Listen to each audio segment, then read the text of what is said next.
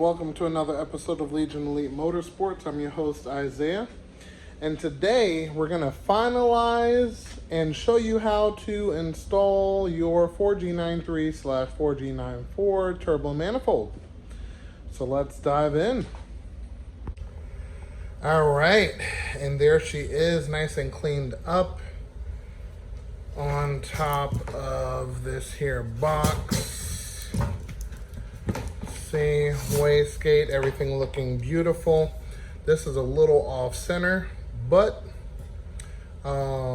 this is just for mock-up, like I said. So any mistakes that happen on this one will not happen to the customer's product, but it's definitely going to be a lot of improvements over the this design here. So I have to make a jig for it in general to make sure everything is still in the proper place, including the flange here. So I'm gonna make everything to accommodate, but yeah, it's paint's still kind of drying. Everything is looking great in proportion, in the right spot. Now, all we have left to do is try it on with the turbo manifold onto the car, adding in the wastegate, and we're gonna see what fits properly and what needs a little bit of help, and I'll make my final adjustments. You'll definitely be able to see the modifications you'll have to do to make sure that this fits properly. I could definitely tell you right off the back that the dipstick is the biggest hurdle for the wastegate, which I'm going to be ironing out and making a video of what to do, how to do it when purchasing this item here. And again, you have T3 or T4. That is completely up to you, what type of housing you use.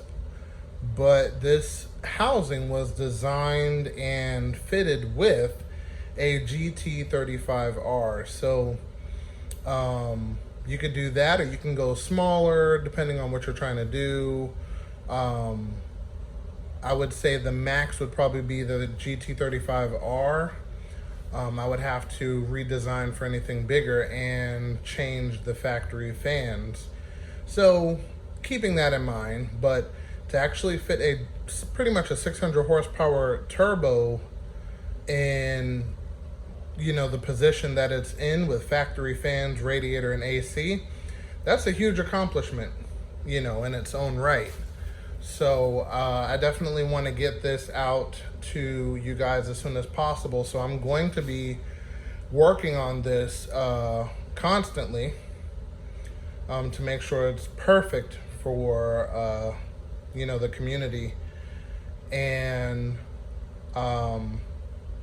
also this manifold fits the Lancer, the 2.0 4g94 single cam motor, but of course I'm not sure with the specifics and everything like that, but it bolts on and it's capable to fit in there the same way. It's just the block is a little bit taller because it's 2.0.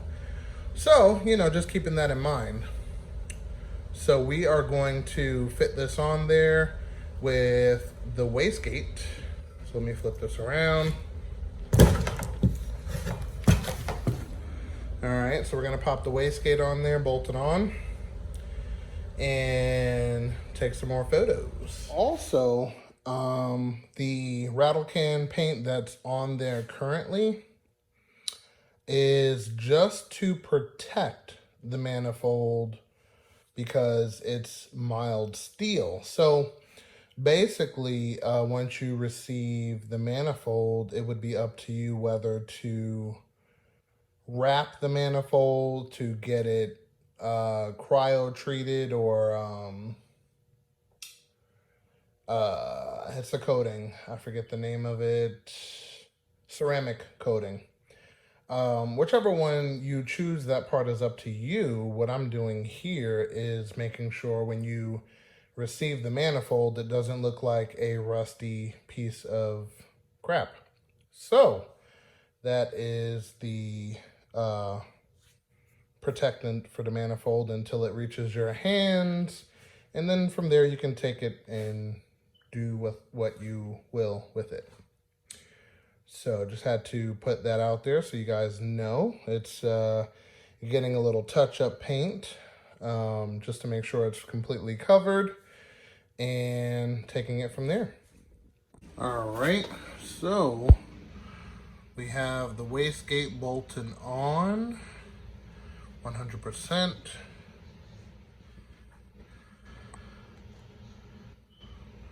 So this allows you to have a screamer pipe go down to the floor. I left this loose, but you can have it recirculate so it's nice and quiet. Sky's the limit there. 38mm wastegate, and it's got an adjustable piece up top, so you can regulate 7 pounds versus 27, you name it, goes up pretty high. Then you got your vacuum port here and here. So you got those options, and then on this side you have T3 and T4. So that's perfect. Okay, so I got the turbo manifold in, and I'm going to tell you all of the modifications that should be needed to get this manifold to fit properly. So the dipstick, you know, it goes right here technically. So I bent the tube, which you could see it there, and I put it over here so you can pull it right there. And then the actual AC line, which is very close to the wastegate, you can actually bend this tube, because it is aluminum, to pretty much any area you want. So I would definitely suggest you know, switching these two around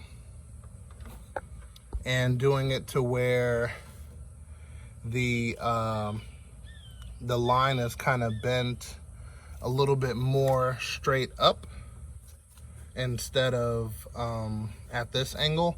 But I just tried this just to see if everything fits, and there's just the tiniest bit of clearance. Let me see if you can get the right angle. There we go. So that's the tiniest bit of clearance between this line and the wastegate, and that's going to build up a lot of heat. So what I would do different is I would take this line, bend it to where it's straight up right here, and then move the dipstick over this way, closer to the fan. Now, speaking of the fan, you see the gap here? That is because it's not connected. So if you try to push it this way to connect it, it's going to hit, and the holes aren't going to line up. So what I suggest is taking just the slightest bit of skin off of this radiator fan, like right across here. Just kind of grind this area off, which is the upper portion that holds the wires. So you want to move that out of the way, of course. Grind the slightest bit off, and that's it. So it doesn't hit the power steering at all. You have plenty of clearance for vacuum lines. You have clearance for your turbo. We only have one screw in. And yeah, it's perfect. as far as fitment. Bend 2 lines, shave down your fan area, and that's it.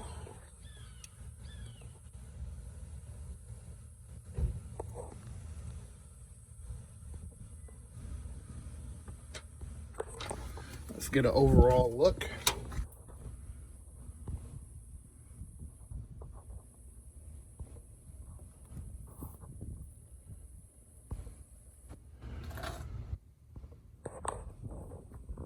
Okay, so this is my motor and everything. So on the manual transmission, when you put the turbo on, the face of the turbo is going to sit in this area right about, let me show you guys, right about here. Okay, so when you put, the turbo manifold and all of those goodies together, the inlet of the turbo is going to sit right here. So it's going to be sucking air from around this, which is not going to cause any huge issues. But you do want to put a turbo guard on it that covers the impeller to make sure that when you're driving, you don't suck up any rocks or anything crazy like that. So, you can pop that on there and be good to go. And that's it. That manifold will fit properly. So you can see the differences here with the AC line and the dipstick, and over here where the AC line and the dipstick has been moved to the passenger side. So that is one thing you have to do. And then again, like I said, you have to cut this down. Let me see if I can get a good picture. All right, so you see it has a flat spot in the middle here. So you're pretty much going to grind it down to the flat spot, and then that'll allow you to put this on without any hassle, and you'll be good to go there. So when I mocked up this manifold, I used this automatic Mirage, which I'm going to show you guys about this in just a second. But yeah, so I used the automatic Mirage, and it doesn't have a slave cylinder in the way here. So I didn't equate for the slave cylinder, but it's not going to cause a problem. Also, I'm going to make a minor adjustment for this runner. It's a little too close to the hose. You can't even fit no exhaust wrap between that. So we're going to, make a subtle adjustment for the final product for the community.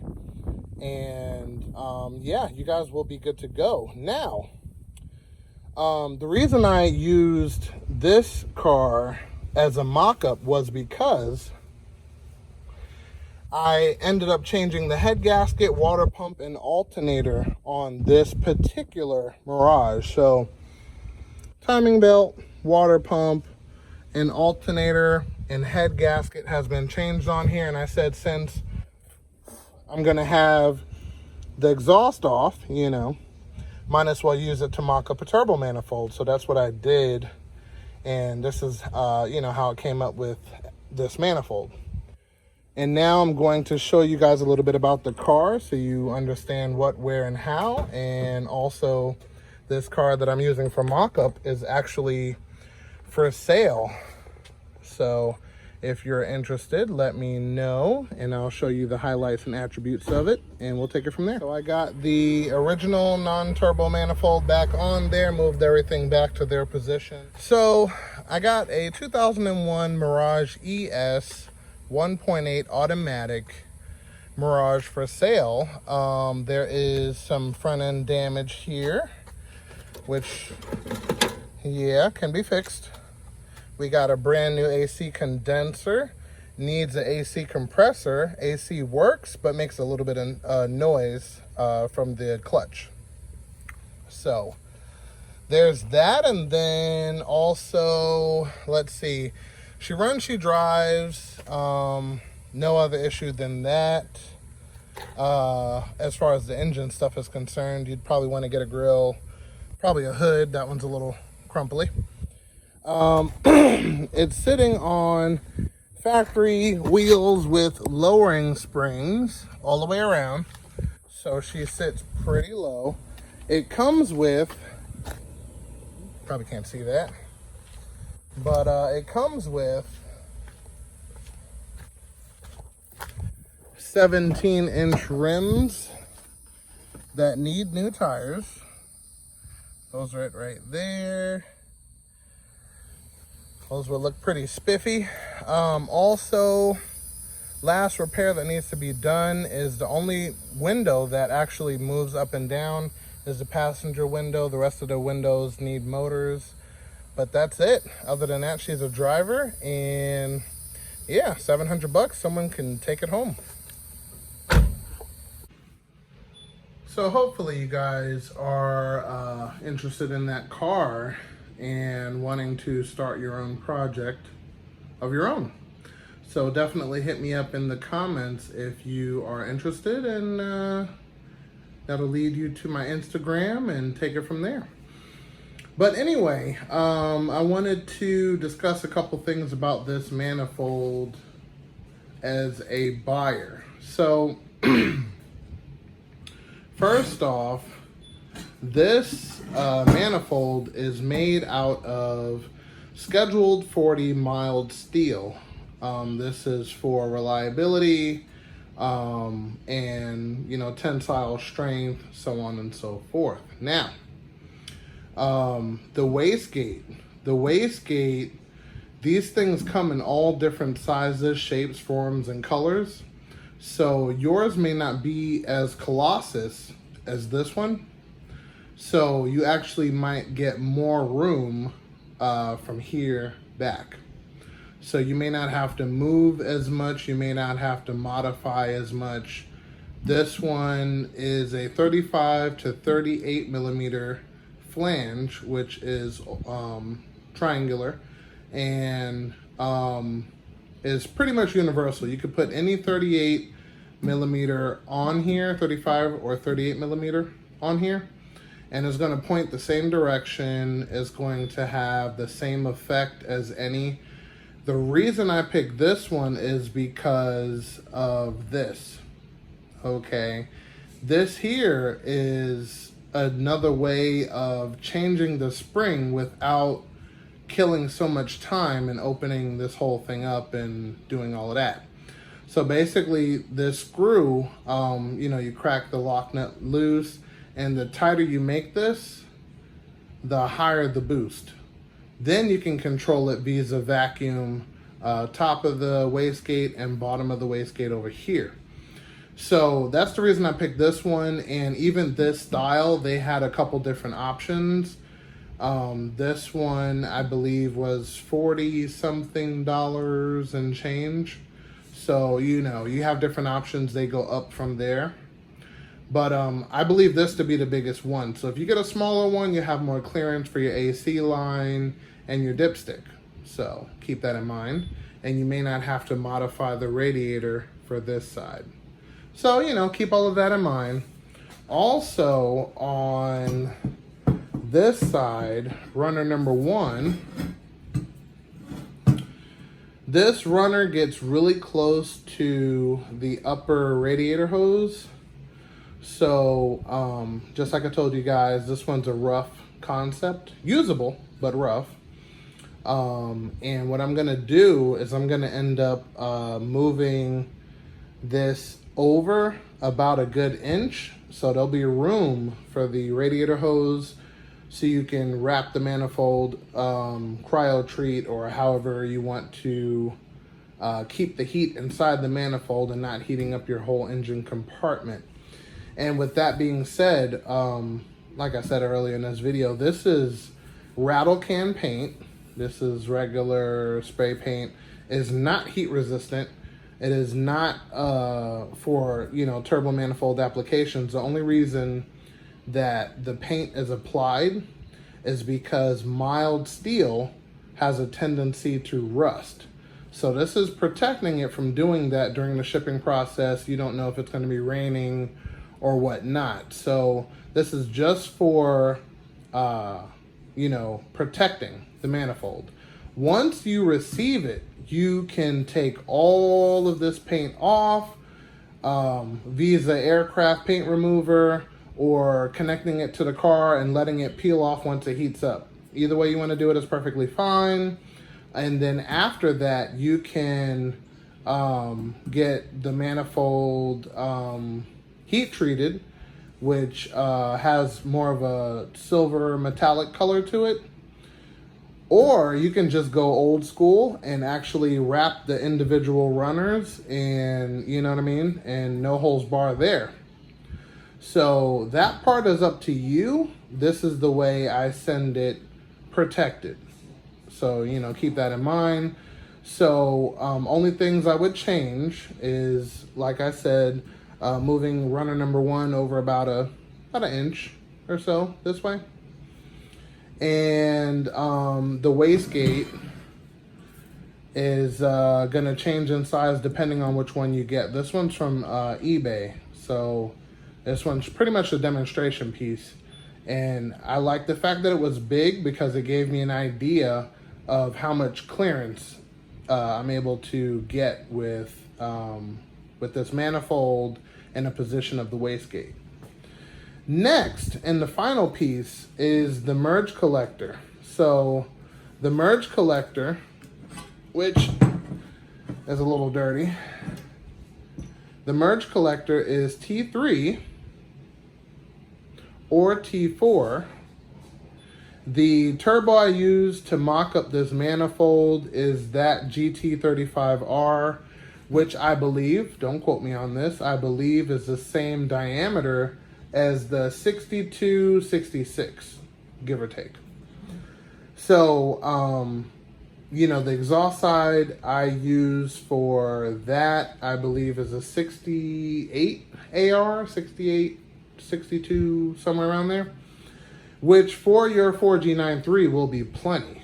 In general, you'll be able to get those higher horsepower numbers. And then the position of the turbo, you know, once it's all assembled and everything is on, only thing you would have to worry about from that point would be the face of the turbo. I would assume that you're going to be using this on a manual transmission, not automatic. Depending on how much power you make, you might blow the automatic transmission up. But with the manual transmission, the actual slave cylinder is at the face of the turbo, about that much. So you want to keep that in mind and get yourself a turbo shield. It's a screen